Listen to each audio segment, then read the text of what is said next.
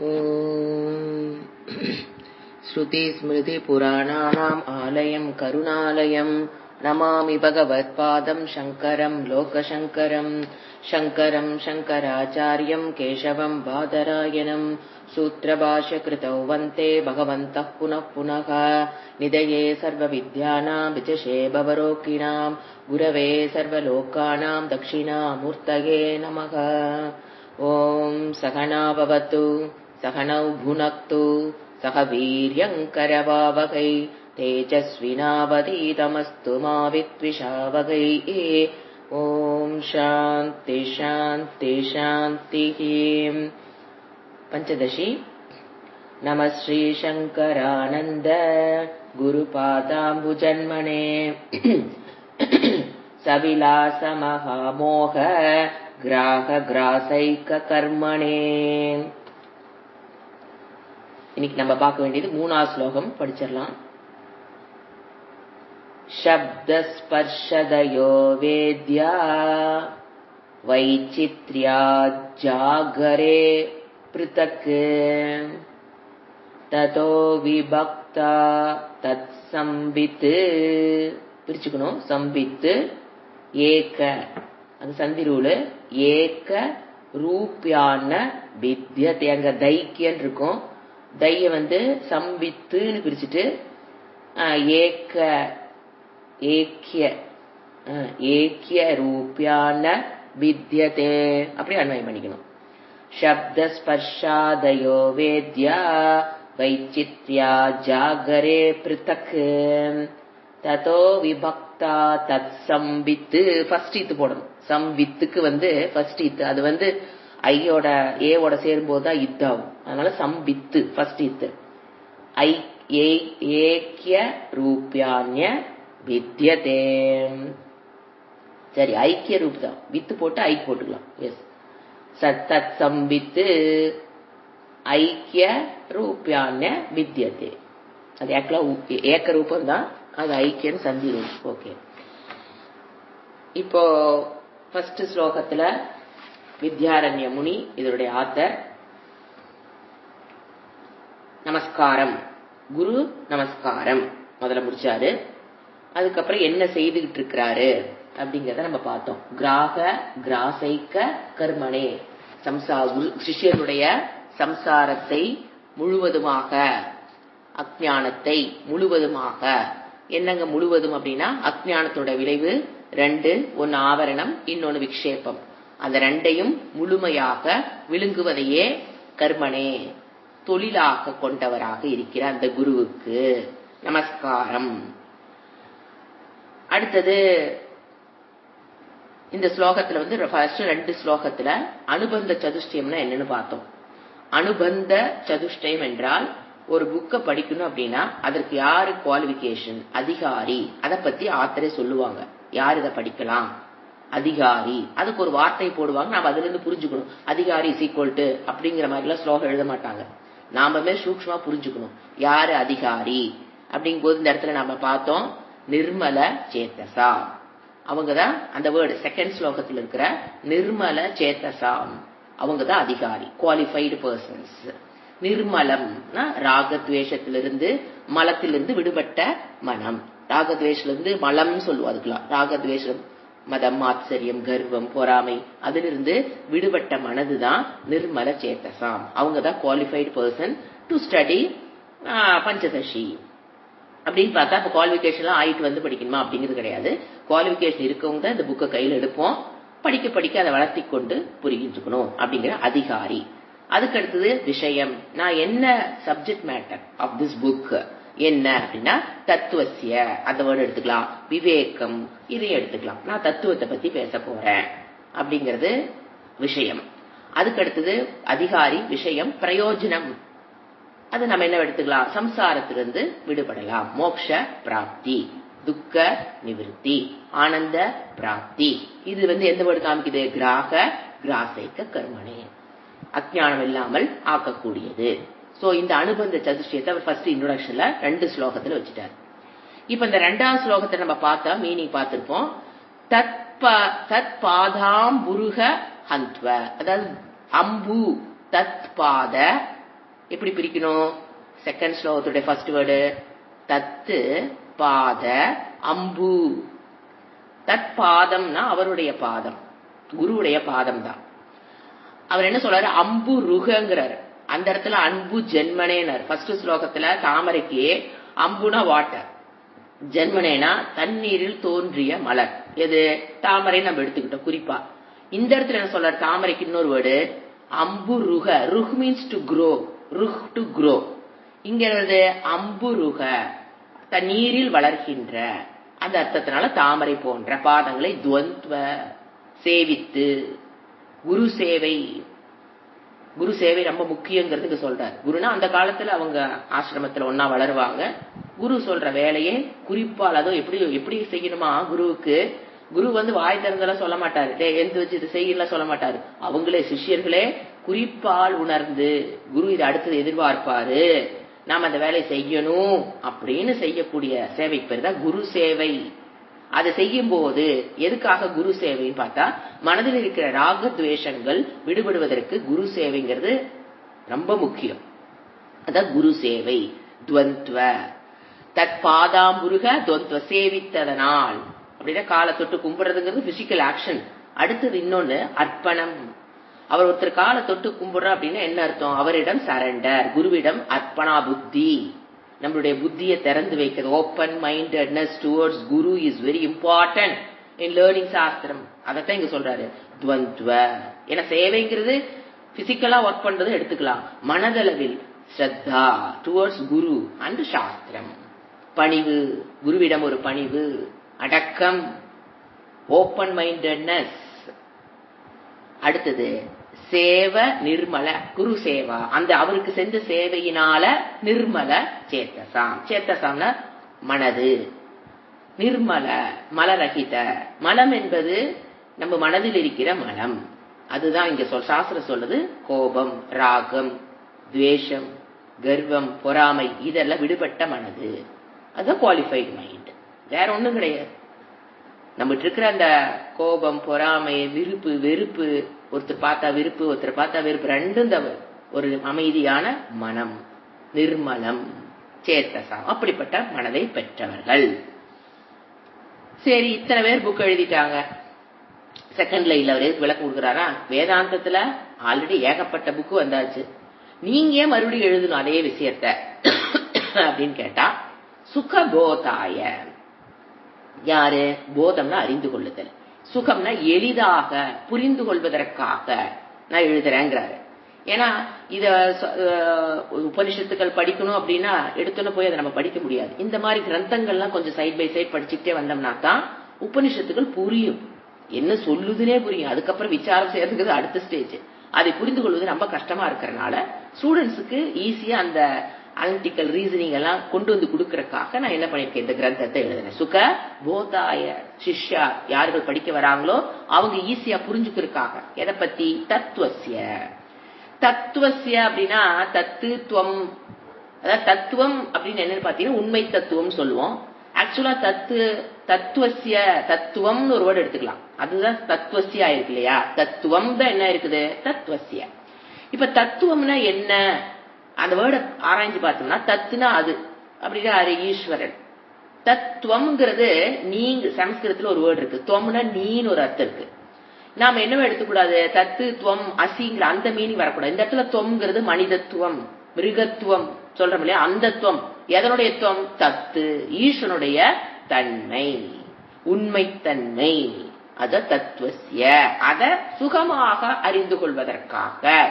தத்துவசிய சுகபோதாய, அந்த தத்துவத்தை எளிதாக புரிந்து கொள்வதற்காக நான் இதை எழுதுறேன். புரிஞ்சுதா? தத்துவம் தான் தத்துவசிய ஷஷ்டி.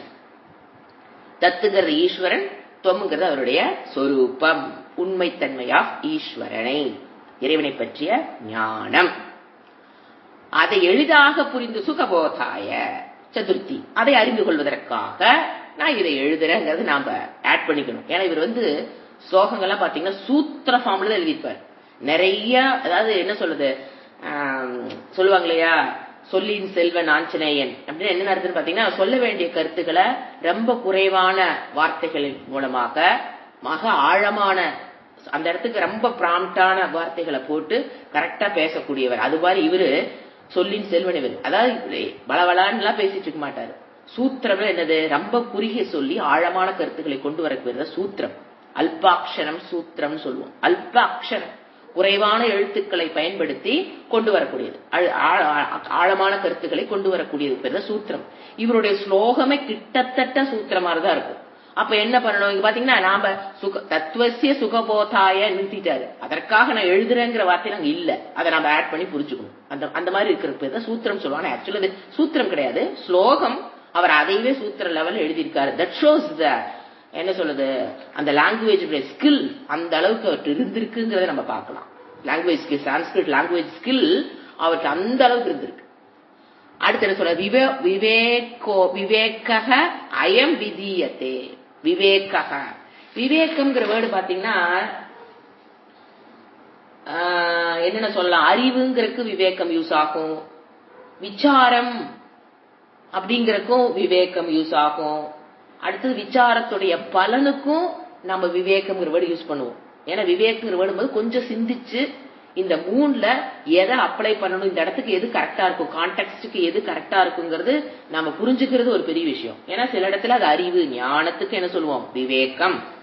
இன்னொரு இடத்துல சொல்லுவோம் விசாரம், அனலிட்டிக்கல் பண்றோம்ல விசாரம், அதுவும் சொல்லுவோம். அடுத்தது விசார பலனுக்கும் நம்ம விவேகங்களோட யூஸ் பண்ணுவோம். இங்க அவர் யூஸ் பண்ணிருக்கிற மீனிங்க விசாரம். எதை? தத்துவத்தை பற்றிய விஷயத்தை விசாரம். அயம் இந்த, அதாவது இந்த கிரந்தம், அயம்னா திஸ் பஞ்சதசி, விதியத்தே விதிக்கப்படுகிறது. இப்ப விவேகம் என்னது? பிரித்து ஆராயும் அறிவு, ஆராய்வு நிகழ்த்தப்படுகிறது. பிரித்து அறிகின்ற ஆராய்வு எதனுடைய? தத்துவசிய. விதியத்தேங் போதே ஃபர்ஸ்ட் பர்சன் சிங்குலர் லோட்டு. நான் விதித்திருக்கிறேன், நான் விதிக்கிறேன், அல்லது விதிக்கப்படுகிறது அப்படின்னு அர்த்தம். இப்போ பிரிக்கிறோம் அப்படின்னாவே எதை பிரிப்போம்? இப்போ ஒரு பக்கம் கல்லு தனியா இருக்கு, ஒரு பக்கம் அரிசி தனியா இருக்கு. அதை நம்ம பிரிக்கணுமே என்ன? அப்ப ஏதோ கலந்திருக்கிறதான் நம்ம பிரிக்க முடியும். நம்ம அதை சூட்சமா புரிஞ்சுக்கணும். கல்லும் அரிசியும் கலந்திருந்தா தான் நம்ம என்ன பண்ணுவோம்? கல்லையும் அரிசியும் பிரிக்கணும். சோ இவர் என்ன சொல்றாரு? பிரித்து விசாரம், பிரித்து அறிதல். அப்ப என்ன அர்த்தம்? ரெண்டு கலந்திருக்கு. என்ன ரெண்டு கலந்திருக்கு? ஏன் இவர் பிரிக்கணும் என்றால் தத்துவத்தை பத்தி பேசுறேங்கிறாரு, தத்துவத்தை நான் உங்களுக்கு சொல்லிக் கொடுக்கறேங்கிறாரு. அப்ப தத்துவத்தை சொல்லிக் கொடுக்கும் போது அதோட வேற ஏதோ கலந்திருக்கு. தத்துவம் பிளஸ் சம்திங். அதனாலதான் அரிசி பிளஸ் கல்லு. அப்ப கல்லை நீக்கணும். சாதம் சமைக்கணும் அப்படின்னா வேண்டாதவற்றை பொருளை நம்ம என்ன பண்றோம்? நீக்கிறோம். அதே போல தத்துவத்தை சொல்லித்தரன்னு சொல்றாரு. பிரித்து அறிதல்னு சொல்லும் போது அப்ப தத்துவத்தை போலவே ஏதோ ஒண்ணு கலந்திருக்குது. ஏன்னா அரிசியோட கலந்த கல்ல பாத்தீங்கன்னா கிட்டத்தட்ட அரிசி சைஸுக்கு சின்னதா அதை போலவே இருக்கும். கலர் டிஃபரன்ஸ் நம்ம பொறுக்கிறோம் கிட்டத்தட்ட. ஏன்னா இப்ப நீங்க அரிசிக்குள்ள கொண்டாந்து கொட்டமுத்து உள்ள போட முடியுமா என்ன? கலப்படம் பண்ண முடியுமா என்ன? யாராவது கலக்குமா என்ன? கலக்காது. கிட்டத்தட்ட அரிசியை போன்ற சைஸ் உள்ள கல் கலப்பதை போல. அது இந்த காலத்துல பாத்தீங்கன்னா அடல்ட்ரேஷன் சொல்றாங்க இல்லைங்களா? அந்த மாதிரி பொருளை டூப்ளிகேட்டை செஞ்சு உள்ள கலக்கிறது. ஒரு கிலோ அரிசிக்குள்ள இவ்வளவு கல்ல போடுறது, இல்லது இவ்வளவு பொருள் போடுறது, சீரகத்துக்குள்ள மிளகுக்குள்ள போடுறாங்க, அடல்ட்ரேஷன் பண்றாங்க இல்லைங்களா? அப்ப அது மாதிரியே இருக்கிற பொருளை தான் கலக்க முடியும். இப்ப மிளகோட கலக்குறாங்க அப்படின்னா மிளகை போன்ற சைஸ் உள்ள பப்பாளி விதையை கலக்குறேங்கிறாங்க. அப்ப பப்பாளி விதை மாம்பழ விதையாட்டு இருந்துன்னு வச்சுக்க, கலக்க முடியுமே என்ன? கலக்க வேண்டிய அவசியம் இல்ல, பிரிக்க வேண்டிய அவசியம் இல்ல. அப்ப கலந்திருக்கு அப்படின்னாவே என்ன அர்த்தம்? பிரித்து அதான் விசாரம் செய்து.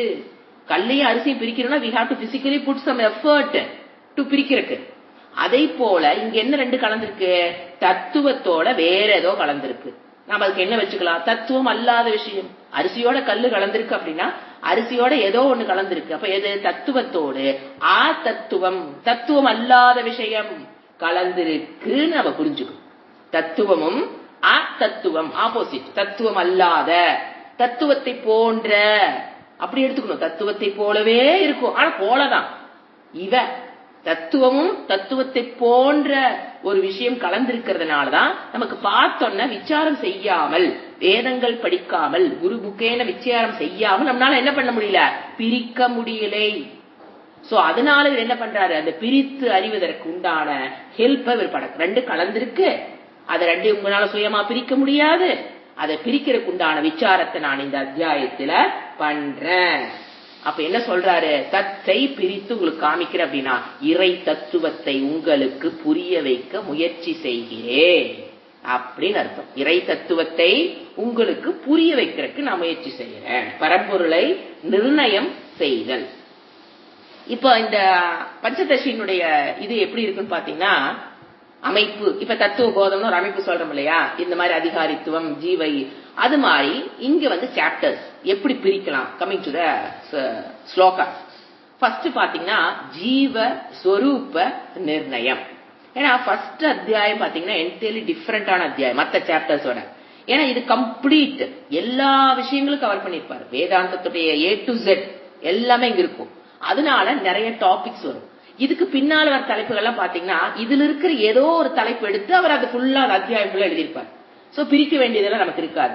இந்த அத்தியாயம் entirely different, very important first அத்தியாயம். It covers A to Z of Vedanta. அப்ப ஃபர்ஸ்ட் அவர் என்னென்ன எப்படி அமைப்பு, இந்த ஸ்லோகத்தோட அமைப்பு எப்படி கொடுத்திருக்காருன்னு பாத்தீங்கன்னா, ஃபர்ஸ்ட் ஜீவஸ்வரூபம், அதனுடைய நிர்ணயம். ஃபர்ஸ்ட் ஜீவ ஸ்வரூப நிர்ணயம். அது ஒரு 9 ஸ்லோகம் வரைக்கும் போக நான் பிரிச்சு எதுங்கிறது நம்ம படிக்க சொல்றேன். அடுத்தது ரெண்டாவது ஈஸ்வர சொரூப நிர்ணயம். இது செகண்ட் டாபிக். பஞ்சதசியினுடைய அமைப்பு சொல்லிட்டு இருக்கிறேன். ஃபர்ஸ்ட் ஜீவ சொரூப நிர்ணயம், ரெண்டாவது ஈஸ்வர சொரூப நிர்ணயம். உங்களுக்கு தெரியும் தத்துவபோதத்திலே ஈஸ்வரன் படைத்தவன் பார்த்தா படைக்கப்பட்ட பொருளை சேர்த்துதான் நம்ம பார்ப்போம். சிருஷ்டி, ஈஸ்வரனை சிருஷ்டி நம்ம என்ன பண்ண முடியாது, பிரிக்க முடியாது. சோ அது இதுக்குள்ள வந்துடும். சிருஷ்டியும் இதுக்குள்ள எப்பவுமே ஈஸ்வர ஸ்வரூப நிர்ணயம் பண்றோம் அப்படின்னாவே சிருஷ்டியும் அதுக்குள்ள வந்துடும். படைத்தவன், படைக்கப்பட்ட பொருள். அது ரெண்டாவது விசாரம் வச்சிருக்காரு. அரேஞ்ச்மெண்ட் ஆஃப் பஞ்சதசி நான் சொல்லிட்டு இருக்கேன். அடுத்து மூணாவது சம்பந்தம். யாருக்கு, இந்த ஜீவனுக்கும் ஈஸ்வரன். ஃபர்ஸ்ட் ஜீவஸ்வரூப நிர்ணயம் பண்ணாரா, ரெண்டாவது ஈஸ்வர சொரூப நிர்ணயம் பண்ணிட்டாரா. அதுக்கு அடுத்தது அந்த ஜீவஸ்வரூபத்துக்கும் ஈஸ்வர சொரூபத்துக்கும் ஒரு என்ன சொல்றது சம்பந்தம். அதை ரெண்டா பிரிச்சுக்குவாரு. மேலோட்டமான சம்பந்தம். இந்த மேலோட்டமான சம்பந்தம் என்ன, ஜீவனுக்கு ஈஸ்வரன், படைக்கப்பட்டவன் நான், படைத்தவர் அவர். இதெல்லாம் என்னது மேலோட்டமான சம்பந்தம். அதுக்கு அடுத்ததுதான் என்ன கொண்டு வருவாரு, ஆத்ம சம்பந்தம். அதுலயே மூணாவதுலயே ரெண்டு தலைப்பு, மேலோட்டமான அனாத்ம சம்பந்தம் எழுதிக்கலாம். மூணாவது சம்பந்தத்துல 2 பாயிண்ட் சொல்றேன். அனாத்மா சம்பந்தம், சரீரத்துக்கும் அங்க ஈஸ்வரனுக்கு உள்ள சம்பந்தம். அனாத்மா சம்பந்தம் என்ன, அதுக்கு அடுத்தது ஆத்ம சம்பந்தம், உண்மையான சம்பந்தம். இந்த தமிழ்ல சொல்லும் போது மேலோட்டமான சம்பந்தம், எனக்கும் ஈஸ்வரனுக்கு என்ன சம்பந்தம், ஆழமான ஆத்ம தத்துவத்தில் என்ன சம்பந்தம், அதையும் அவர் விளக்குவார். அதுக்கடுத்து 4வது பாயிண்ட், அங்கதான் மகா வாக்கிய விசாரம்லாம் வரும். யூஸ்வலா அந்த இடம் தான் ஜீவ ஈஸ்வர ஐக்கியம்ங்கிறது. மகா வாக்கியத்தை எடுத்து வச்சு, மகா வாக்கியம்ங்கிறது என்னது, உபனிஷத்துக்களில் ஜீவ ஈஸ்வர ஐக்கியத்தை நேரடியாக சொல்லக்கூடிய வாக்கியங்களுக்கு பேரு மகா வாக்கியம். இது உபனிஷத்துல அது இருக்கு. அதை இருக்கிறத எடுத்து வச்சு இவர் விளக்குவாரு. அதுக்கடுத்து 4வது டாபிக் இன் பஞ்சதசி பாத்தீங்கன்னா ஞான யோகம். ஞானத்துக்குண்டான சாதனம். யோகம்னு என்னது, சாதனம். ஞானத்துக்குண்டான சாதனம், நேரடியான சாதனம் என்னன்னு பாத்தீங்கன்னா சிரவணம். அதை பத்தி விளக்குவாரு. மனனம் அதை பத்தி. அடுத்தது நிதித்தியாசனம். இது ஃபுல் எக்ஸ்பிளனேஷன் அங்க வரப்போகுது. நம்ம அதையெல்லாம் அங்க விளக்கமா நம்ம பார்க்க போறோம். இங்க அரேஞ்ச்மெண்ட் ஆஃப் பஞ்சதசி மட்டும்தான் நம்ம பார்க்கிறோம். அதுக்கு அடுத்து 5வது அந்த ஞானத்தினுடைய பலன் என்ன. ஞானத்தினுடைய பலன் மோக்ஷம், துக்க நிவிருத்தி, சம்சார நிவிருத்தி, ஆனந்த பிராப்தி. அதுதான் ஞானத்தினுடைய பலன். அதை அவங்க விளக்குறாரு. சோ ஃபர்ஸ்ட் அதனால சொன்னேன், ஃபர்ஸ்ட் அத்தியாயம் கம்ப்ளீட், ஃபுல் வேதாந்தத்தை ஒரு அத்தியாயத்துல அவர் முடிச்சிடுறாரு. சில புரியாதவங்களுக்காக ஒரு சப்ஜெக்ட் இது ரொம்ப முக்கியமான இடமோ அதை மறுபடியும் அவரு அங்க 15 அத்தியாயத்தில் அவர் விளக்கிட்டே போவார். இப்ப ஃபர்ஸ்ட் 3வது ஸ்லோகம் வந்ததுனால 3லிருந்து 9 வரைக்கும், ஃபர்ஸ்ட் 2 இந்த கணக்குல வராது. இங்க ஜீவஸ்வரூப விளக்கமெல்லாம் வரல. 3வது ஸ்லோகத்துல இருந்து கிட்டத்தட்ட 9வது ஸ்லோகம் வரைக்கும் என்ன சொல்லலாம், ஜீவஸ்வரூபம் அதத்தான் விளக்குறாரு. ஃபர்ஸ்ட் விளக்குறதுக்கு முன்னால நம்ம பேசிக்கா ஒண்ணு தெரிஞ்சுக்கணும். ஜீவனுடைய சொரூபம். ஜீவன்னா யாரு? இந்த சரீரத்தை நான் என்று எடுத்துக்கொள்பவன் ஜீவன். அவனுடைய சொரூபம். அவனுடைய சொரூபத்துல சத்து சித்து ஆனந்தம், அதுதான் ஜீவனுடைய சொரூபம். சத்துனா என்ன, சித்துனா என்ன, ஆனந்தம் என்னங்கிறத விளக்க போற. ஃபர்ஸ்ட் எடுத்துக்கிறார். சத்து சித்து ஆனந்தத்தை நிர்ணயம் பண்றார். ஜீவஸ்வரூப நிர்ணயம் இஸ் ஈக்குவல் டு சத்து சித்து ஆனந்த நிர்ணயம். அதுதான் ஜீவஸ்வரூபத்தினுடைய நிர்ணயம். ஃபர்ஸ்ட் அதுல வந்து பாத்தீங்கன்னா சத்து சித்து செகண்ட் சொல்றோம். யூஸ்வலா எல்லாருமே சித்தை தான் ஃபர்ஸ்ட் எடுத்துக்கும். ஜீவஸ்வரூபத்தை விளக்கும் போது பாத்தீங்கன்னா சித்து தான் ஃபர்ஸ்ட் எடுத்துக்கும். ஏன்னா அது நமக்குள்ள போய் சித்துங்கிறது அறியணும். சத்துங்கிறது வெளியில் இருக்கிற விஷயங்கள் மூலியமாக நம்ம சத்து அறிஞ்சுக்கிறோம். அதனால ஃபர்ஸ்ட் சித்து. இங்க சித்துங்கிற வேர்டே வராது. அதுக்கு அவர் ஒரு வேர்டு ரீப்ளேஸ் பண்றாரு, சம்வித்து. It's a vocabulary of Vidyaranya Muni. சம்வித்து. ஏன் அவர் வந்து சித்துக்கு வந்து சம்வித்து அப்படிங்கிற வேர்டு போட்டாரு? சம்யக்கு வேத்தி. ஏன் அவரு சித்துக்கு சொல்றாரு? சம்யக்கு வேத்தி, சாட்சி, அதாவது நன்கு அறிபவன், அறிகின்ற சொரூபம், அறிவு சொரூபம். சம் மீன்ஸ் சம்யக்கு, நன்கு, மிக தெளிவாக. சம்யக்கு. With means to know.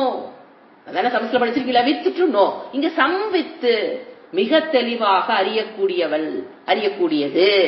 அப்ப அது சாட்சின்னு எடுத்துக்கலாம். சம்வித்து இஸ் ஈக்குவல் டு சாட்சி சொரூபமாக. அந்த சைத்தன்யமானது சாட்சி சொரூபமாக, மனதிற்கு சாட்சியாக அது விளங்கிக் கொண்டு இருக்கிறது. இந்த பிரசன்ஸ் ஆஃப் அந்த ஆத்மஸ்வரூபம், அதுதான் சம்வித்துங்கிறது. ஆத்மஸ்வரூபம் பிரம்மஸ்வரூபத்துக்கு அவர் என்ன பேரு போட்டுக்காரு இப்ப? சம்வித்து. ஏன்னா சித்து அப்படிங்கிறது எங்க? ஆத்மாவுடைய சொரூபம். ஏன்னா இப்ப வந்து சத்தியம்னு ஒரு சொரூபம், சித்துன்னு ஒரு சொரூபம், ஆனந்த சொரூபம். ஆத்மா இஸ் டிவைடட் இன்டு 3 எல்லாம் கிடையாது. அந்த ஆத்மாவை விளக்குவதற்காக சாஸ்திரம் யூஸ் பண்ற வேர்டு 3 ஒன்னதான் குறிக்குது. ஏன்னா அதுக்கு 3 குணங்கள் இருக்கு. சத்துன்னு ஒண்ணு இருக்கு, சித்துன்னு ஒண்ணு இருக்கு. நம்ம புரிஞ்சுக்க கூடாது. அது ஒரே ஒரு சொரூபம். அதை விளக்குவதற்காக நம்ம 3 பாயிண்ட், அந்த சொரூபத்தை நம்ம 3 பாயிண்ட் போட்டு 3 வார்த்தைகளை போட்டு சாஸ்திரம் நமக்கு விளக்குது. அப்படி பார்க்கும்போது சித்துங்கிறது நம்ம எடுத்தோம்னால அது என்னதான்? ஆத்மா, பிரம்ம தத்துவம். ஏன்னா வெறும் சித்துங்கிறது வேற, ஆத்மாங்கிறது வேற. பிரம்ம தத்துவம்னா புரியாது. சித்து அப்படிங்கிறது ஆத்மாவுடைய சொரூபமும் பிரம்மஸ்வரூபமும். அதுதான் என்னது? அறிவு சொரூபம். ஏன்? சம்யக்கு வேத்தி, நன்கு அறிவு, அறிவு சொரூபம். அந்த வேர்டு சம்பித்துங்கிறவடி ஏன் யூஸ் பண்றானா, அது அறிவு சொரூபம்ங்கிறத அது கொண்டு வரக்காக அவர் அந்த வேர்டை யூஸ் பண்றாரு, சம்வித்து. அதை விட இன்னொரு ஆச்சாரியர் எழுதுறாரு, சம்முங்கிற வேர்டு சம்யக்கு நன்றாக. அப்படின்னா என்ன நன்றாக அப்படின்னு பாத்தீங்கன்னா, தனக்குள் எந்தவித மாற்றம் இல்லாமல் அனைத்தையும் அறியக்கூடியவள், அறியக்கூடியது. வல் வருது, அறியக்கூடிய ஆண்பால் பண்பட யூஸ் பண்ணக்கூடாது. தனக்குள் எந்தவித மாற்றத்தையும் இல்லாமல் அனைத்தையும் பிரகாசியத்தி, அனைத்தையும் பிரகாசப்படுத்துகிறது.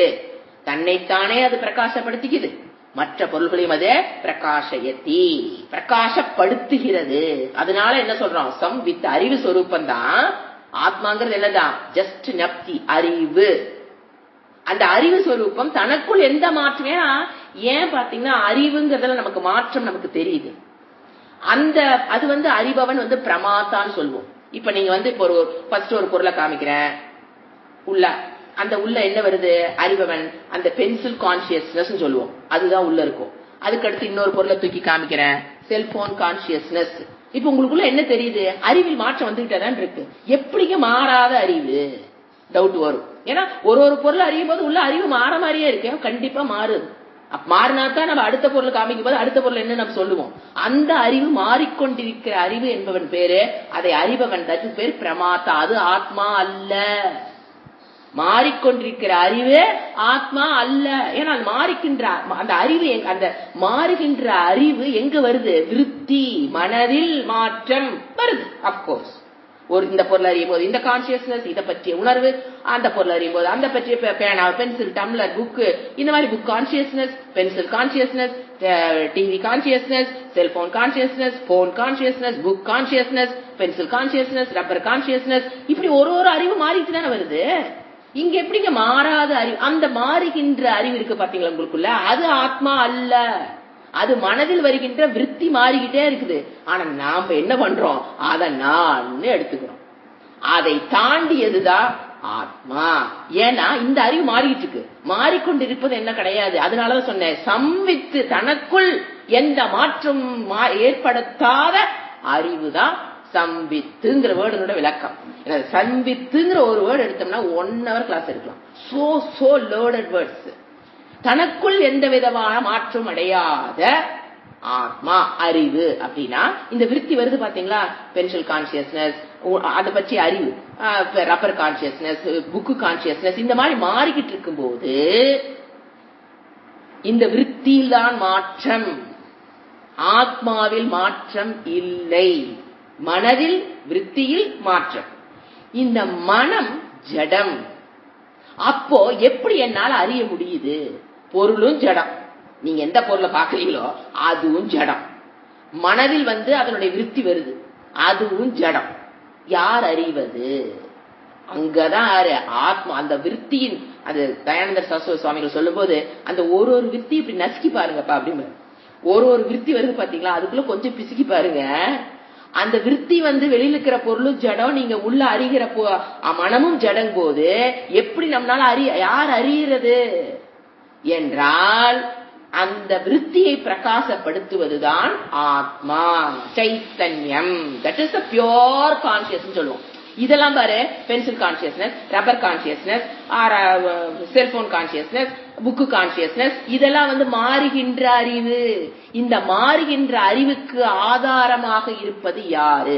ஏன்னா மாற்றத்தை ஏற்படுத்திட்டு இருக்கு அப்படின்னா அந்த மாற்றத்தை நான் அறிகிறேன் இல்லையா? இந்த ஃபர்ஸ்ட் நான் பென்சிலை பார்த்தேன், 2வது ரப்பரை பார்த்தேன், 3வது நோட்டை பார்த்தேன், நான் ஒருத்தர் சொல்றேன்னா இல்லையா? நான் மாறுற அறிவுன்னு எடுத்துக்கிட்டீங்கன்னா நம்ம அடுத்தது என்ன மாற்றம் நம்மளால அறிய முடியாது. இதுக்கு அடிக்கடி நான் சொல்ற உதாரணம், நம்ம வீட்டுல இருக்கேன், வர்றாங்க 8 மணிக்கு ஒருத்தர் வராரு, யாருன்னு நான் நோட் பண்றேன். 10 மணிக்கு ஒருத்தர் வராரு, 12 மணிக்கு ஒருத்தர் வராரு, 4 மணிக்கு ஒருத்தர் வராரு வச்சுக்கலாம். சாயங்காலம் நான் என்ன பண்றேன், எல்லாத்தையும் யாருன்னா நான் 3 மணிக்கு 4 மணிக்கு, அதை ஃபர்ஸ்ட் 9 மணிக்கு 10 மணிக்கு 12 மணிக்கு 1 மணிக்கு யார் வந்தாங்கிறது இப்ப நான் சொல்றேன் அப்படின்னா, நான் இங்க வீட்டுல மாறாத ஒரு ஆளா இருக்கணும். அப்பதான் காலையில இருந்து சாயங்காலம் வரைக்கும் யார் யார் வந்துட்டு போனாங்கிறத சொல்ல முடியும். சப்போஸ் நானும் வீட்டு விட்டு போயிட்டு வெளியில போயிட்டு வந்து போறவளா இருந்தேன்னு வச்சுக்கோங்க, இந்த வீட்டுக்குள்ள வந்துட்டு போறவளா இருந்தேன்னு வச்சுக்கோங்க, எப்படி நான் எல்லாத்தையும் உணர முடியும்? சோ எங்க மாற்றங்கள் நடைபெற்று கொண்டிருக்கிறதோ, எவன் ஒருவன் எல்லா மாற்றத்தையும் அறிகிறானோ அவன் மாறாமல் இருக்க வேண்டும். திஸ் இஸ் தி பேசிக் லா. எந்த ஒன்று மாறிக்கொண்டிருக்கிறதை வந்துட்டு போறவங்க அறிபவன், அவன் மாறாம இருக்கணுங்கிறத லாஜிக். அதை வச்சுட்டு இந்த அறிவை நம்ம கொண்டு வர போறோம், அறிவை புரிஞ்சு போறோம். வந்துட்டு போறவங்க, மாறிக்கிட்டு இருக்கிறவங்க, அவங்கள பத்தி யார் யார் வந்தாங்க போனாங்கிற அந்த ஞானம் ஒருவனுக்கு இருக்குது அப்படின்னா கண்டிப்பாக அவன் மாறாமல் இந்த வீட்டுல இருக்கணும். This is logic. புரிஞ்சுதா இல்லையா? அப்பதான் அவங்க சொல்ல முடியும், 9 மணிக்கு ஒருத்தர் வந்தா, 10 மணிக்கு ஒருத்தர் வந்தா, 12 மணிக்கு எங்க வீட்டுக்கு ஒருத்தர் வந்தாங்கன்னா சாயங்காலம் எல்லாம் டோட்டல் பண்ணி நான் சொல்றேன் இத்தனை பேர் நம்ம வீட்டுக்கு வந்துட்டு போனாங்கன்னு. ஆனா நான் என்ன பண்ணிருக்கணும், மாறாமல் இந்த வீட்டில் இருந்தால் மட்டுமே அது சாத்தியம். சோ இதுல இருந்து என்ன லாஜிக் நமக்கு புரியுதுன்னா, மாற்றத்தை ஒருவன் அறிகிறான் என்றால் அவன் மாறாதவன். இப்ப நீங்க அறிவுக்கு வாங்க. இப்ப இந்த மாற்றத்தை நான் அறிகிறேன். எது ஃபர்ஸ்ட் ஏற்பட்டது எனக்கு பென்சில் ஞானம், 2வது ஏற்பட்டது ரப்பர் ஞானம், 3வது ஏற்பட்டது புக்கு ஞானம், 4வது ஏற்பட்டது டேப் ஞானம், 4வது இந்த மாதிரி ஞானம் மாறிக்கிட்டே வர கான்சியஸ்னஸ் அறிவு. என்னென்ன அறிவு ஃபர்ஸ்ட் 2வது 3வது 4வது 9 மணிக்கு யார் வந்தா, 10 மணிக்கு யார் வந்தா, 11 மணிக்கு யார் வந்தான்னு எப்படி நீங்க அந்த வீட்டுல உட்காந்துட்டு அறிகிறீங்களோ, அதை போலவே உங்களுடைய அறிவு மாறிக்கிட்டு இருக்கிற அறிவு என்னால சொல்ல முடியுது அப்படின்னா அந்த மாறுகின்ற அறிவு நான் அல்ல, அது அறிபவன்கிற ஸ்டேஜ். அது அதை தாண்டி ஒண்ணு ஆத்மா, அதுதான் சாட்சி.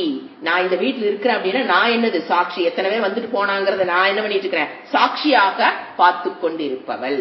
அதே போல ஆத்மா என்பது இந்த மாறுகின்ற அறிவு. ஏன்னா அப்ப அறிவை ரெண்டா பிரிக்கிறேன். ஒண்ணு மாறுகின்ற அறிவு, இன்னொன்னு மாறாத அறிவு.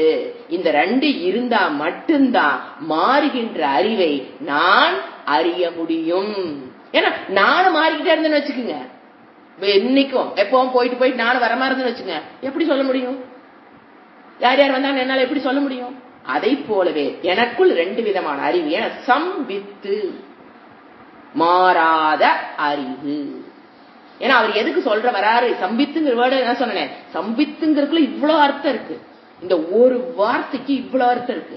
மாறாத அறிவுனா அப்ப என்ன அர்த்தம், மாறுகின்ற அறிவு என்ன இருக்கு. அப்ப மாறுகின்ற அறிவுங்கிறது நான் அல்ல, அது அறிபவன்கிற ஸ்டேட்டஸ். நான் அறிபவன் கிடையாது, நான் அதை தாண்டி சாட்சி. நான் யாரே இந்த வீட்டுல சாட்சி. அதை போல ஆத்மா சாட்சி. என்ன யார் யார் வந்தாங்க போனாங்கிறது என்ன பண்ணது, அது சாட்சி சொரூபமாக இருந்து கொண்டு இருக்கிறதுனாலதான் மாறுகின்ற அறிவை என்னால் நிலையாக இருந்து அறிய முடிகிறது.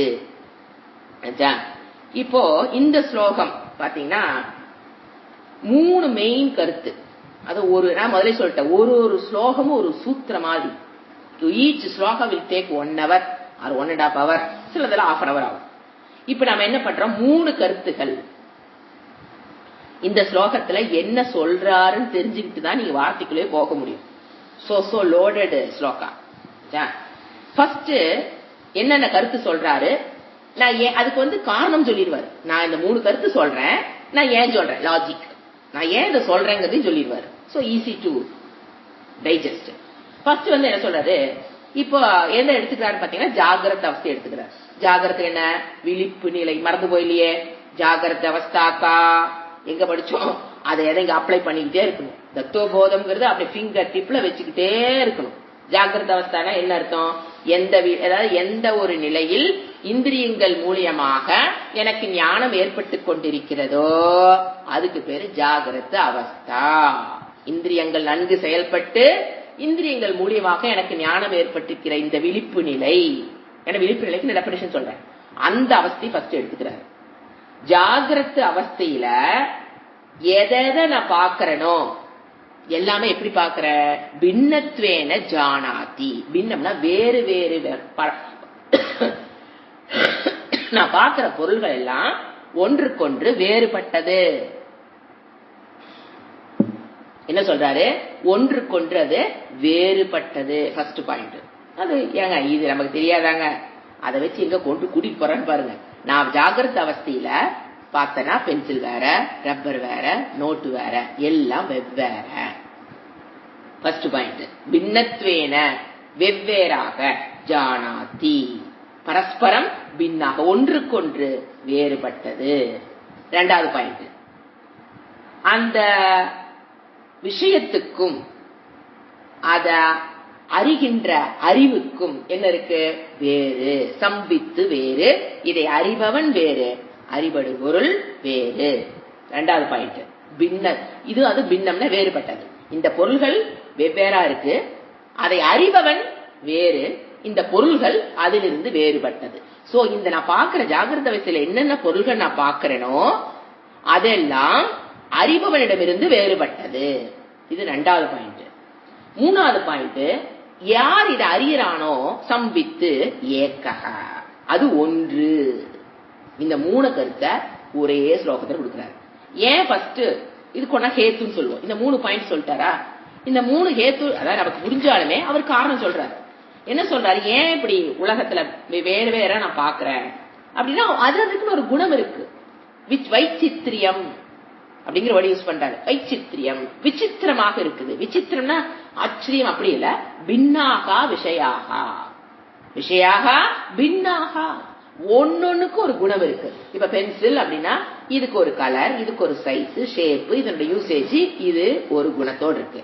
அடுத்து ஒரு பேப்பர் ஒன்று எடுத்தோம்னா அதனோட சைஸ், அதனுடைய யூசேஜ், அதனுடைய ஷேப் எல்லாமே என்ன ஆகுது, ஒண்ணுக்கொன்னு அதுக்குன்னு சில குணங்கள் இருக்கிறதுனால, ஒன்னு அதுக்குன்னு தனித்துவமான குணங்கள் இருப்பதனால ஒண்ணுக்கு ஒண்ணு அது வேறுபடுது. ஹேத்து காரணம். ஏன் பொருள்கள் வேறுபட்டிருக்கு? ஒன்னொன்னுக்கு தனித்தனியா குணம் இருக்கு. அவ்வளவுதான் சொல்ல வர. அவங்க போடுற வேர்டு வந்து வைச்சித்ரியம். விசேஷு குணத்வாத்து. அதுக்கு இருக்கிற குணத்தினால அது ஒண்ணுக்கு ஒண்ணு மாறுபடுது. இப்போ அது ஒரு மாறு. ரெண்டாவது பாயிண்ட், அதுலயே ரெண்டாவது பாயிண்ட் வித்தி விருத்தி. விருத்தி இப்ப நீங்க ஒரு பொருளை பார்க்கும் போது ஒரு விருத்தி இல்லையா, கான்சியஸ்னஸ் அறிவு. பென்சிலை பார்க்கும் போது உள்ள என்ன வருது? பென்சிலை பற்றி அறிவு. புஸ்தகத்தை காமிக்கும் போது புஸ்தகத்தை பத்தி அங்கு என்ன இருக்கு? வேறுபாடு. விருத்தியிலும் வேறுபாடு இருக்கிறது. நீங்க பார்க்கிற பொருளையும் வேறுபாடு இருக்கிறது. அதை அறிகின்ற விருத்தி மனதிலும் என்ன வருது? வேறுபாடான அறிவு வருகிறது. ஒரு பொருளுக்கும் ஒரு விருத்தி. பென்சில் கான்சியஸ்னஸ் வேற, ரப்பர் கான்சியஸ்னஸ் வேற.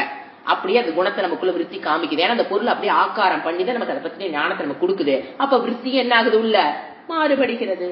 அப்புறம் இது முதல்ல வந்த விருத்தி, இது ரெண்டாவது வந்த விருத்தி, மூணாவது தாட். விருத்தின தாட் அவ்வளவுதான். முதல் தாட், ரெண்டாவது தாட், மூணாவது தாட். என்ன ஆகுது? அதுக்குள்ள மாறுபாடு இருக்கு, ஒரு அரேஞ்ச்மெண்ட்ஸ் இருக்கு. எது வந்தது, ரெண்டாவது வந்தது என்ன, முதல்ல வந்த பொருள் என்ன, அதனுடைய குணம் என்ன, ரெண்டாவது வந்த பொருள் என்ன, அதனுடைய குணம் என்ன. இந்த வேறுபாடு எங்க இருக்கு? விருத்தியில், மனதில் ஏற்படுகிறது. இது எல்லாம் நமக்கு தெரிஞ்சதுதான். இத சொல்லி எங்க கூட்டிட்டு போறாருன்னு பாருங்க, அதுதான் முக்கியம். இதெல்லாம் நமக்கு தான் தெரியுமே, இத்தனை நாளா தெரியாதா? இத இவர் வித்யார் என்ன சொல்லி முடி சொன்னாதான் நமக்கு தெரியுதானா? அப்படி இல்ல. இந்த லாஜிக்கா திங்க் பண்ணிட்டே வந்தீங்கன்னா அப்புறம் விஷயத்தை கூட்டிட்டு போவார். இப்படி விருத்தியில் என்ன இருக்கு? விருத்தியில் இருக்கும், அதாவது அந்த விருத்தியில அந்த அறிவு, அந்த பொருள்களை அறிகின்ற அந்த அறிவில் என்ன இருக்கு? வேறுபாடு இருக்கு. விருத்திக்குள் இருக்கும் இன்னொரு அறிவில் வேற்றுமை இல்லை. இந்த விருத்தியை தாண்டி ஒரு அறிவு இருக்கு, அங்கு வேற்றுமை இல்லை. இத சொல்றதுக்கு தான் இத சொல்லிட்டு வந்தார். வெளியில் இருக்கிற பொருள்கள் டிஃபரண்ட் குணாஸ், அது மனதில் வருகின்ற. எப்படி நான் அறிகிறேன்? மனதில். அங்க என்ன வருது? விருத்தியின் மூலியமா நான் அறிகிறேன். அதுல என்ன இருக்குது? வித்தியாசம் இருக்குது. எஸ், அது பென்சில் விருத்தினா இங்க பென்சில், அதற்குண்டான விருத்தி வருது. ரப்பர்னா அதற்குண்டான எண்ணம் இங்கு வருகிறது. அந்த விருத்தி மட்டும் தனியா பாத்தீங்கன்னா அதுல என்ன இருக்கு? வேறுபாடு இருக்கு. அத மூலியமா இன்னொன்னு சொல்ல, அது மூலியமா நமக்கு என்ன தெரியுதுன்னா, இதை தாண்டி மாறாத அறிவு ஒன்று இருக்கிறது. விருத்திக்குள் இருக்கும் அறிவில் வேற்றுமை இல்லை. நான் சொன்ன அறிவுல ரெண்டு விதமான அறிவு. ஒண்ணு மாறுகின்ற அறிவு, அந்த மாறாத அறிவு சம்பித்த போய் தொடராரு. சம்பித்து, அதுக்கு பேர்ல என்ன நான் கொடுத்திருக்கேன்? சம்பித்து.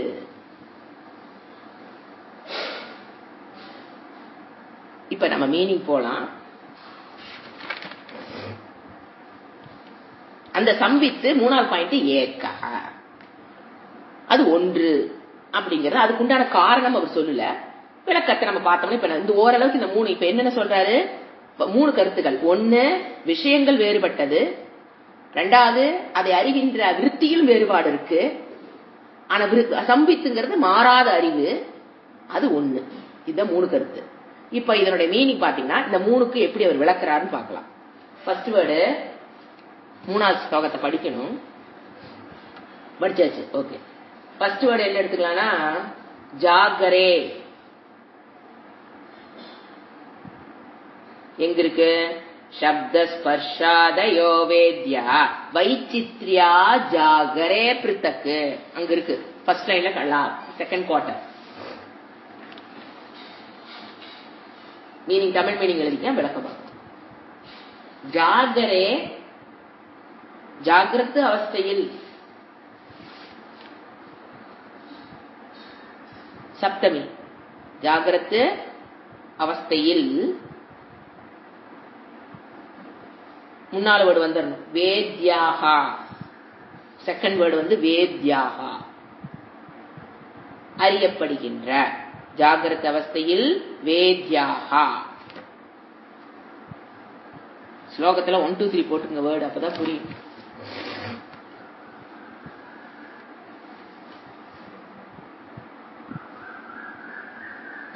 சப்த ஸ்பர்ஷாதயக, அடுத்த வேர்டு சப்த ஸ்பர்ஷாதயக. நம்ம எது வெளியில பாக்குறோம்? நான் சொன்னது பென்சில், ரப்பர் அப்படி சொன்னேன். அவர் என்ன சொல்றாரு? நீ என்னென்ன வித்தியாசம் இருக்கு? சப்தம், ஸ்பர்ஷம். அவர் என்ன பண்ணிட்டாரு? சப்த ஸ்பர்ஷாதயகன் போட்டாரு. இது 5 ஞானேந்திரியங்கள் மூலியமாக அறியக்கூடிய அறிவு. காது எதப்ப கேக்குது? சப்தம். தோல் எதை நமக்கு கொடுக்குது? ஸ்பர்ஷம், தொடுணர்வு. இந்த 2ஐ மட்டும் போட்டார். இதுல வேறுபாடு இருக்கு. அறிகிற அறிவுன்னா நான் சொன்ன பென்சில், ரப்பருக்கு பதிலாக அவர் என்ன கொடுக்குறாரு? கொஞ்சம் டீப்பா போய் என்னென்ன அறிவு வருதுன்னா சப்தத்தை பற்றி அறிவு வரலாம், அடுத்து தொடுணர்வை பற்றி அறிவு, மாறுகின்ற அறிவில் இருக்கிற வேறுபாட சொல்றாரு. சப்தம், ஸ்பர்ஷம். நம்ம மற்றதை கம்ப்ளீட் பண்ண தெரியணும். ஏன்னா சப்தம்ங்கிறது காது, ஸ்பர்ஷம்ங்கிறது தோல். அப்ப கண்ணு மூலியமா என்ன பாக்குறோம்? ரூபம்.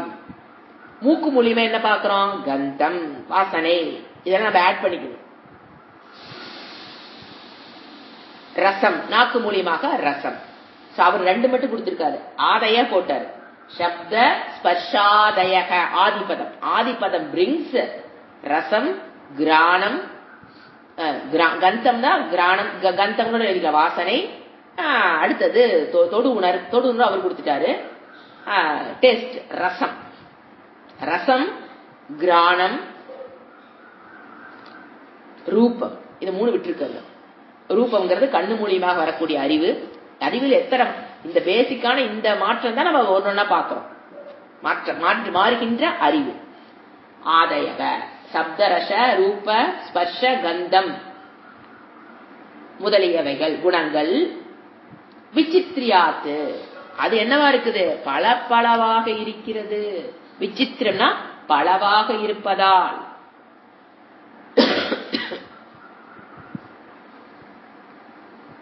ஏன்னா ரூபம்ங்கிறது வேற, சப்தங்கிறது வேற. வெளியில் விஷயங்கள் எப்படி இருக்குது? வேற வேறையா இருக்குது. பலவாக விசித்திரியாத்திர பலவாக இருப்பதால் பிரித்தக்கு. பிரித்தக்கு சந்தி. ஒரு வேர்டு ஆட் பண்ணிக்கலாம். பிரித்தக்கு தனித்தனியாக வேறுபட்டு இருக்கிறது. ஒன்றுக்கொன்று தனித்தனியாக வேறுபட்டு இருக்கிறது.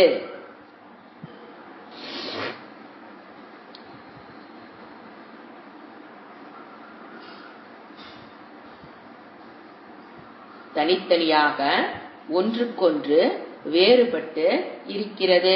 வெளியில் நம்ம பார்க்கிற விஷயங்கள் சப்தமா இருக்கு, ரூபமா இருக்கு, கந்தம், ரசம், இந்த மாதிரி வேறுபட்டு இருக்கிறது. எப்போ?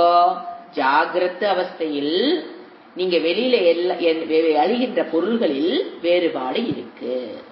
ஒன்னொன்னு ஒரு குணத்தோடு இருக்கு. எல்லாமே வேறுபட்டு இருக்கு. First point. நாம எந்த பொருள்கள் அறிகிறோமோ அது தனக்குன்ற குணம், தனக்குரியான குணங்களுடன் ஒன்னொன்னு வேறுபட்டு இருக்கிறது. புரிஞ்சுதா? ததக விபக்தா சதி. அந்த ததோ விபக்தான் இருக்கு இல்லையா, அது பிரிக்கணும். ததக விபக்தா, அவ்வளவுதான் அங்க இருக்கு. நம்ம ஒரு வேர்டு ஆட் பண்ணிக்கணும். சதி. சத்தின சப்தமின்னு அர்த்தம். அவைகள் பின்னப்பட்டு இருந்தாலும், ததக விபக்தா, அவைகள் பின்னப்பட்டு இருந்தாலும்,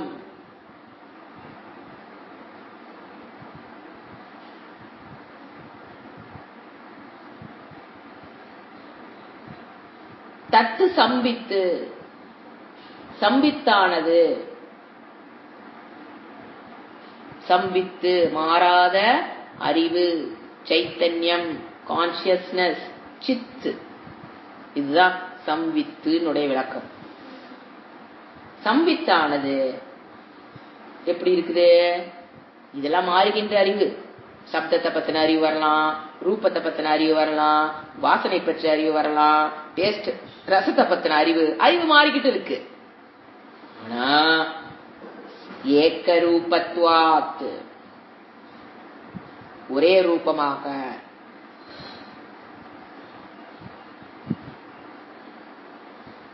ஏகரூப்யாத்து, ஏகரூப்யாத்து,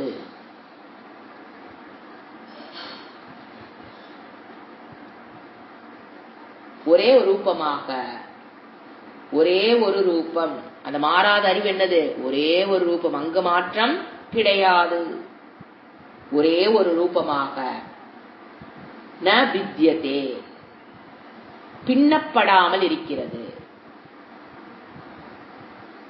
என்னது அங்க பின்னப்பட்டு பின்னப்படாமல் விளக்குறேன். ந வித்தியதே, பின்னப்படாமல் இருக்கிறது, மாறாமல் அர்த்தம். இந்த மாறுகின்ற ஞானம் ஏற்படும் போது அது அதனால எந்தவித பாதிப்பும் இல்லாமல் மாறாமல் இருக்கிறது. அப்படின்னா என்ன அர்த்தம்? இந்த மாறுகின்ற அறிவு வந்து போயிட்டு இருக்கா இல்லையா? இந்த மாறுகின்ற அறிவு ஒண்ணு வருது, அப்புறம் போகுது, இன்னொன்னு வருது போகுது. சப்தத்தை பத்திர ஞானம், ரசத்தை பத்திர ஞானம்.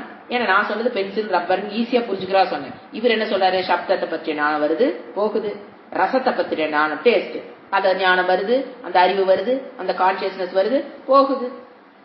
ரூபம், ரசம், கந்தம் எல்லாமே என்ன ஆகுது? ஒன்னொன்னு வந்து போயிட்டு இருக்கு. அதிலிருந்து பின்னப்படாமல் தொடப்படாமல் அந்த மாற்றங்கள் ஏற்பட்டு கொண்டிருந்தாலும் அதனால எந்தவித மாற்றம் அடையாமல் அதுக்கு பின்னால ஒரு அறிவு இருக்கு, அது மாறாதது, அதுதான் சம்வித்து, அதுதான் ஆத்மா அப்படின்னு சொல்ற. மாற்றங்கள் ஏற்படாதது அது ஒன்று அப்படின்னு என்ன அர்த்தம்? எனக்குள்ள ஒரு சம்வித்து, உங்க எழுத்துமா இருக்கவங்கிட்ட ஒரு சம்வித்து, இங்க இருக்கவங்கிட்ட ஒரு சம்வித்து, யானை கிட்ட ஒரு சம்வித்து, பூனை கிட்ட ஒரு சம்வித்து. அப்படி அல்ல, அந்த மாறாத சம்வித்து ஏங்க எங்க இருக்கிற சம்வித்து எனக்கு தெரியுது, ஒரு அடி தள்ளி ஒருத்தருக்கு வந்திருக்காங்க, அங்க இருக்கிற சம்வித்து நமக்கு தெரியுது, ரெண்டு கடையில கேப் தெரியுது. இங்க ஒரு சம்வித்து இருக்க மாதிரி அங்க ஒரு சம்வித்து இருக்க மாதிரி எனக்கு தெரியுதே என்றால் எங்கும் இருக்கிற சம்வித்து இங்க இருக்கிற மனதில் அது வெளிப்படுது. நீங்க ஒரு அடி தள்ளி ஒருத்தர் உட்கார்ந்துருக்கான்னு சொல்ற பாத்தீங்களா, அங்க ஒரு மனம் இருக்கு, அங்க வெளிப்படுது. இன்பிட்வீன் அது வெளிப்படுவதில்லை. ஏன்? there is no medium. that's all. எங்க ஒரு மனம் இருக்கு, இங்க ஒரு அடி தள்ளி ஒருத்தர் உட்கார்ந்துருக்காங்க, அங்க ஒரு மனம் இருக்கு, அங்க ரெண்டு அது வெளிப்படுது. ஏன்? they have the reflecting medium. இங்க ஒரு மனம் அங்க ஒரு மனம் வெளிப்படுது. இன் பிட்வீன் நம்ம என்ன நினைச்சுக்கிறோம்? இல்ல, தப்பு. அங்க in between there is no மனம், ரிஃப்ளெக்டிங் மீடியம். ரிஃப்ளெக்டிங் மீடியம் இல்லாததுனால அது வெளிப்படுறது இல்ல. that's all. ஏன் ரிஃப்ளெக்டிங் மீடியம்? நடுவுல யார் இருக்கா? எனக்கு உங்களுக்கு நடுவில் ஒரு செல்போன் இருக்கு, நம்ம அங்க அது என்ன ஆகுறது இல்ல, வெளிப்பட அந்த சம்பித்து அங்க வெளிப்படுறது இல்ல. ஏன்? செல்போனுக்கு ஏது மனம், ஜடப்பொருள்கள். அதே ரெண்டு கடையில் ஒரு கொசு கோந்துருக்குன்னு வச்சுக்கோங்க, உங்களுக்கும் ஒரு அடி தள்ளி ஒருத்தர் கொசு கோந்துருக்குன்னு வச்சுக்கலாம். அந்த கொசுல என்ன இருக்குது? மனம் இருக்கு. அந்த அறிவை நம்ம பாக்குறோம். அது எப்படி எப்படி அறிவோடு செயல்படுது? உடம்புல எந்த இடத்துல உட்கார்ந்தா எத்தனை அறிவு இருக்கு கொசுக்கு? அந்த வாசத்தை வச்சு அதுக்கு நம்ம உருவம், இது உயிர் உள்ளது ஜடம் பிரிக்கத்தை எப்படி கண்டுபிடிக்க? அந்த ஹீட், பாடியோட ஹீட்டை வச்சு கண்டுபிடிக்குங்கிறாங்க. அது எந்த இடத்துல உட்காந்து ஈஸியா ரத்தத்தை இப்ப உள்ளங்கால கொந்துன கொசு ரத்தத்தை உரிய முடியுமே? அதெல்லாம் மசில்ஸ் ஹார்டு, அங்கெல்லாம் போறாது, சாஃப்டான மசில். அந்த ஹீட் எத்தனை அறிவு இருக்கு தெரியுங்களா ஒரு கொசுவுக்கு? அந்த அறிவு எப்படி அதுக்குள்ள அந்த அறிவு சொரூப்பம் நம்ம பாக்குறோம். ஏன் இன்பிட்டு? நான் என்ன சொல்றேன், இங்க உங்களுக்கும் அவங்களுக்கும் நடுவில் இருக்கிற இந்த கொசு டோட்டலா கேப் எல்லாமே என்ன இருக்கு? சம்பித்து. அதுக்குள்ளதான் நம்மளாம் அப்படி இருக்கிறோம், அறிவுக்குள்ள நம்மளாம் அங்கங்க இருக்கிறோம். எல்லா மனமும் பிக்ஸ் ஆயிருக்கு, அது ரிஃப்ளெக்ட் ஆயிருக்கு. சோ சம்பித்துங்கிறது ஒண்ணு, இது புரிஞ்சுக்கிறது தான் சப்ஜெக்ட். சம்பித்துங்கிறது ஒண்ணு, அறிவுங்கிறது ஒண்ணு, அது எங்கும் வியாபித்திருக்கிறது. ஆனா எனக்கு வெவ்வேறையா தெரியுதே, இதெல்லாம் ஜடமா தெரியுது. இங்க நண்டுக்கு நடுவுல ஸ்பேஸ்ல போய் இந்த ஆகாசத்துல போய் எப்படிங்க அந்த சம்பித்து இருக்கும் அப்படின்னா, அது வெளிப்படுவதற்கு உண்டான மீடியம் இல்லை. அதனால அது இல்லைன்னு நம்ம சொல்ல முடியாது. நம்ம அப்படி நினைச்சுக்கிறோம். இங்க ஒரு ஆத்மா, அங்க ஒரு ஆத்மா, கொசுக்குள்ள ஒரு ஆத்மா, யானைக்குள்ள ஒரு ஆத்மா அப்படிங்கிற வேறுபாடு ஏன் வந்தது? நம்ம ரிஃப்ளெக்டிங் மீடியத்தை பாக்குறோம். அது வேறு வேறு. கண்டிப்பா மனம் இருந்தா தான் அது ரிஃப்ளெக்ட், அது வெளிப்படும். அதனுடைய அறிவு சொரூபம், அந்த சம்பித்தினுடைய அறிவு சொரூபம் வெளிப்பட வேண்டும் என்றால் மனம் இஸ் வெரி இம்பார்ட்டன்ட். மனம் இல்லாத இடத்தில் சம்பித்து வெளிப்படாது. அது வெளிப்படலிங்கிறக்காக அது இல்லைன்னு நம்ம புரிஞ்சுக்க கூடாது. அதான் என்னது? சம்பித்து ஏக்கா. இப்ப என்ன இந்த ஸ்லோகத்தை சொல்றாரு? ஜாகிரத் அவஸ்தையில் நீ அறிகின்ற அறிவு சப்தம், ரசம், ரூபம், ஸ்பர்ஷம், கந்தம் எல்லாம் 5 பலவாக இருந்தாலும், அவைகள் பின்னப்பட்டு இருந்தாலும், ஒண்ணுக்கொண்ணு என்ன இருக்குது? கலந்து இருந்தாலும், வெவ்வேறாக இருந்தாலும், மாறுபட்டு, பின்னம்னா மாறுபட்டு இருந்தாலும், நீ உள்ள அறிகின்ற அறிவில் வேறுபாடு இருந்தாலும், அதுக்கு பின்னால சம்பித்து ஆத்மான்னு ஒண்ணு இருக்கு, அது மாறாதது. என்ன லாஜிக்கு? அது மாறாம இருக்கிறதுனாலதான் ஃபர்ஸ்ட் என்ன ஞானம் எனக்கு வந்தது, ரெண்டாவது என்ன ஞானம் வந்தது, மூணாவது காலையில இருந்துச்சு ஃபர்ஸ்ட் என்ன பண்ணேன், ரெண்டாவது எதை பார்த்தேன், மூணாவது எதை கேட்டேன், நாலாவது எதை சாப்பிட்டேன், அஞ்சாவது எங்க. இது எல்லா அறிவும் என்னால எப்படி சொல்ல முடியுது? நான் மாறாத அறிவு சொரூபம். ஏங்க எத்தனை நாளைக்கு இது மாறாமல் இருக்கும்? அடுத்த கேள்வி. இப்போ இன்னைக்கு காலிலிருந்து சாயங்காலம் வரைக்கும் புரியுது, மாறாம இருக்கு. அதே அறிவு தான் நாளைக்கும். அந்த அறிவு நாளைக்கும் மாறாது, ஒரு வாரத்துக்கும் அது மாறாம இருக்கணும். அப்பதான் போன வாரம் என்ன நடந்ததுன்னு சொல்றோமா இல்லையா? சரி, இந்த மாசம் போன மாசம் என்ன நடந்ததுன்னு சொல்றோமா இல்லையா? அப்படியே எக்ஸ்டெண்ட் பண்ண தெரியணும். அது மாறாம இருக்க அறிவுங்கிறது 1 மணி நேரத்துக்கா 2 மணி நேரத்துக்கு எவ்வளவு நேரம் அது மாறாம இருக்குன்னா எப்பொழுதும். நீங்க ஒரு வயசுல பிறக்கும் போது, அதான் 5 வயசுல நடந்தது என்னதுன்னு உன்னால சொல்ல முடியுதா இல்லையா? சிலது மறந்து இருக்கலாம். அப்கோர்ஸ் ஃபர்ஸ்ட் டே ஸ்கூலுக்கு போனேன், ஃபர்ஸ்ட் ஸ்டாண்டர்ட் மிஸ் இவங்க சொல்றமா இல்லையா? அந்த ஃபர்ஸ்ட் ஸ்டாண்டர்ட் மிஸ்ங்கிற அறிவு எப்ப ஏற்பட்டது? அடுத்தது 5 வயசுல என்ன நடந்தது, 10 வயசுல நடந்தது, 20 வயசுல என்ன நடந்தது, 25ல என்ன வயசுல நடந்ததுங்கிற அந்த அவேர்னஸ் நமக்கு இருக்கா இல்லையா? என்னென்ன நடந்ததுங்கிறத அறிவு மாறி, அந்த அறிவு மாறி போயிருச்சு. ஆனா மாறாத அறிவு இது உன்னோட வாழ்க்கை ஃபுல்லா புரிஞ்சுக்கிட்டோம். பிறந்ததுல இருந்து நான் சாகர வரைக்கும் அந்த அறிவு மாறாம இருக்கிறதுனாலதான் என்னுடைய குழந்தை பருவத்தை நான் அறிகிறேன், என்னுடைய இளமை பருவத்தையும் நான் அறிகிறேன், என்னுடைய முதுமையையும் நான் அறிகிறேன். இந்த மூணையும் நான் அறிகிறேன்னா 3 காலத்திலும், அதாவது இளமை, குழந்தை, இளமை, முதுமை, 3லயும் நான் எப்படி இருந்திருக்கணும்? மாறாமல் இருக்கிறேன். நான் என்ன சம்பித்துங்கிறாரு, நான் மாறாமல் இருப்பதனாலதான் 3ஐயும் சொல்றேன். சரி, ஓகே. இந்த ஜென்மம் முடிஞ்சிருச்சு அப்படின்னாலும் அது என்ன ஆகாது? மாறாது. ஆனா நமக்கு என்ன ஞாபகம் வராது? போன ஜென்மத்துல என்ன நடந்ததுன்னு நமக்கு தெரியாதே தவிர, நீங்க உயிர் விட்டாலும், உயிர் இந்த சரீரம் வந்து பிறந்தாலும், சரீரம் வந்து இறந்தாலும், அது அந்த அகம் சம்பித்து மாறாது. சரீரம் என்ன ஆகும்? அப்கோர்ஸ் மாறும்.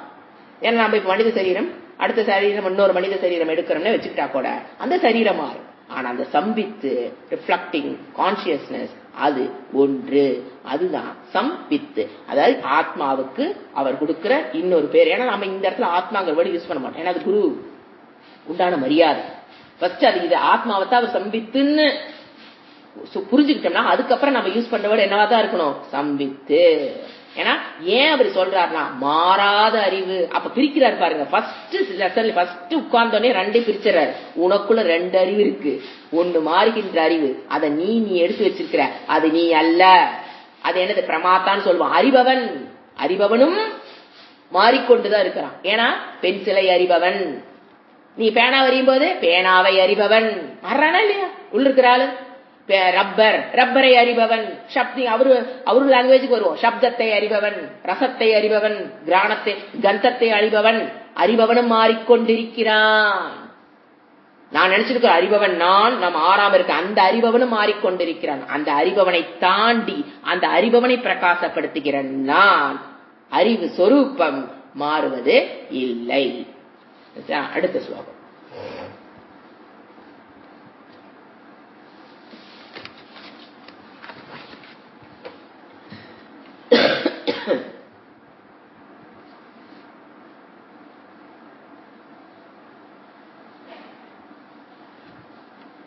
இப்போ ஒரு டெக்னிக்கல் விசாரம், அது முடிச்சு அடுத்த ஸ்லோகம் போலாம். அதாவது இப்ப இதை சொன்னாங்களே, இந்த வார்த்தை போட்ட தமிழ்ல பின்னப்பட்டிருக்கிறது, பின்னப்படாமல் இருக்கிறது அப்படின்னு பார்த்தோம் இல்லையா? இப்போ அது ஃபார் எக்ஸாம்பிள் தனித்தனியா இருக்கிறத ஒண்ணு சேர்க்க. இப்ப வந்து தனித்தனியா ருத்ராட்ச மாலை, ருத்ராட்சத்தை எடுத்துக்கங்க, அது தனித்தனியா இருக்கு. ஒரு நூல் அது என்ன இருக்கு? உள்ள ஊடி இருக்கும். நீங்க அந்த நூல்ல போட்டீங்கன்னா அது வந்து போயிட்டு இருக்கும். ருத்ராட்ச மாலை வரும் போகும், அதாவது அதை நீ உருவிட்டீங்கன்னா போயிடும். அது என்ன அர்த்தம்? வந்து போயிட்டு இருக்கிற அறிவுக்கு ருத்ராட்சம்.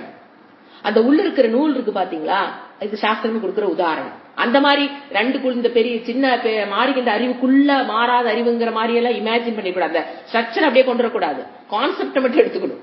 ஏன்னா இப்ப மாறுகின்ற அறிவு வந்து ருத்ராட்ச கொட்டையாட்ட, மாறாத அறிவு வந்து அதுக்குள்ள இருக்குதா அது மாதிரி புரிஞ்சக்கூடாது.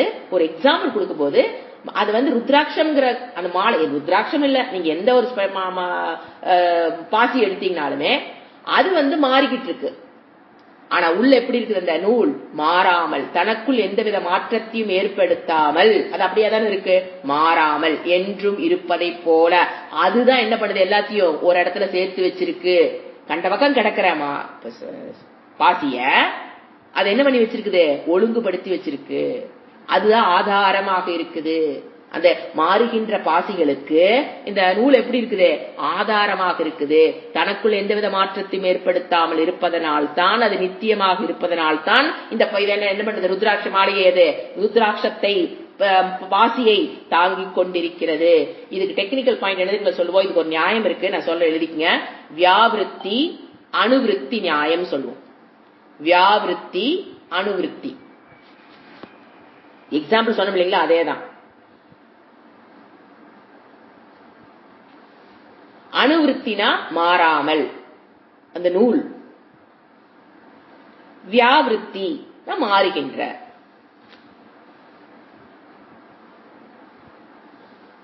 நியாயம் இதுல என்ன நான் முதல்ல சொன்ன பாத்தீங்களா, அதை கன்க்ளூட் பண்றேன். மாறாமல் இருக்கிற ஒன்றுதான் மாறிக்கொண்டிருப்பதற்கு ஆதாரமாக இருக்க முடியும். அதுதான் வியாவிருத்தி அணுவிருத்தி நியாயம்.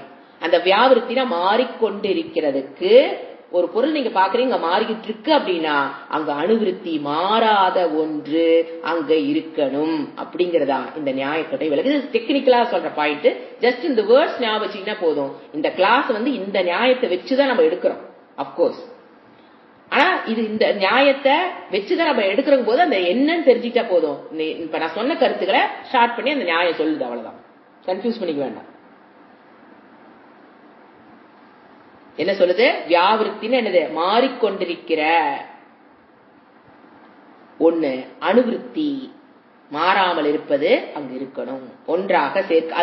அதுதான் என்ன பண்ண முடியும், ஒன்றாக மாறிக்கொண்டிருக்கிறதை ஒன்றாக சேர்க்கணும் அப்படின்னா அது மாறாமல் இருக்க வேண்டும். ஆனா ஒண்ணு கொண்டு என்னது, ரெண்டும் மாறுபட்டது. ஒன்று கொண்டு என்னது டிஃபரன்ஸ் இருக்கு. ஏன்னா வந்துட்டு போறதுல மாற்றம் இருக்கு, எப்பொழுதும் இருக்கிறதுல மாற்றம் என்பது கிடையாது. இப்ப நம்ம கமிங் டு த சப்ஜெக்ட், நாம புரிஞ்சுக்க வேண்டியது இது ஒரு நியாயம்ங்கிறது டெக்னிக்கல் பாயிண்ட். நாம புரிஞ்சுக்க வேண்டியது, நமக்குள்ள ஒண்ணு அறியறோம் அப்படின்னா அந்த அறிவில் ரெண்டு பிரிவு இருக்கு. ஒன்னு மாறுகின்ற அறிவு, consciousness, pencil consciousness, rubber consciousness, cellphone consciousness ஒண்ணு இருக்கு. இந்த கான்சியஸ்னஸ் மாறத நான் ஒருத்தர் இது அறிபவன், இந்த நோவர். இதுதான் யாரு, நோவர். ஆனா அந்த நோவரை தாண்டித யாரு, ஐ எம் நாட் த ஆத்மா, இஸ் நாட் த நோவர். நம்ம என்ன நினைச்சு வச்சிருப்போம், அந்த அறிபவனை ஆத்மா நினைச்சு வச்சிருப்போம். அதை தாண்டி கொஞ்சம் பின்னால வரணும். அது அறிபவன்கிறவன் மாறிக்கிட்டே இருப்பான். ஏன், பென்சிலை அறிபவன், பேனாவை அறிபவன் மாறுறானா இல்லையா, அது மாறுபவன். த நோவர் வில் சேஞ்ச். ஆனா அந்த நோவரை பிரகாசப்படுத்துகிற அந்த மாறாத அறிவுதான் ஆத்மா. அது ஏக்கம். அடுத்த பாயிண்ட், அது ஒண்ணுதான். அது மனம் இருக்கிற இடத்துல அது வேறுபாட்டோடு அறியப்படுகிறது. ஓம் சாந்தி சாந்தி சாந்தி. ஹரி ஓம். ஸ்ரீ குருப்யோ நமஹ. ஹரி ஓம்.